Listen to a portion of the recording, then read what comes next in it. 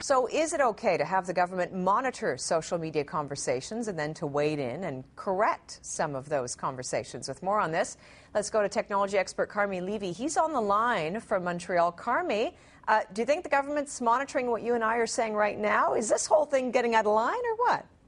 Well, I think the potential is certainly there, and I really hate to be the cynic here because we really should be applauding the government for recognizing that social media are the new way that Canadians keep in touch, and certainly in order to be involved in that discussion, you have to be involved in that discussion as well. So, kudos to Harper's Conservatives, to the government for wading into the wilds of social media and starting to move policy generation into this new realm. It only makes sense, but at the same time, it opens up a bit of a question. I'd like to call it a Pandora's box of what exactly is the government's aim here?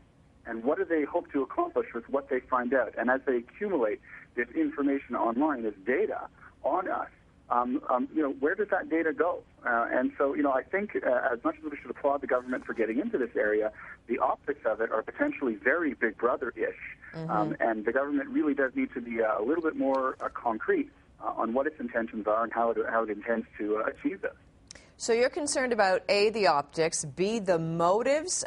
Can you elaborate a little more on the motives when you say, why exactly, maybe the real reason they're doing this? What are you inferring there? Exactly, because let's say I'm participating in, I've left a comment on a blog or on a website on a particular issue. In this case, it's related to fisheries. I would feel very funny if suddenly, out of the blue, someone from the government gives me a call or emails me or posts a rebuttal online to me without really understanding the context of that. And so at this point, if I don't really understand where that response is coming from, I'm going to wonder every time I post online, is someone from the federal government watching what I'm saying? Right. Do I have to change the temper or the tone of my argument simply because I worry that I'm being watched? It is a little bit scary. We've been talking about this risk, this online risk for so long. Now that the government is wading into it, I think it needs to be very conscious of the potential for those fears to come true. So you do foresee, people who are engaged in, maybe a political conversation online in some sort of social forum, that there's going to be an element of fear and that eventually it could change what people do say on the internet if it's political in nature?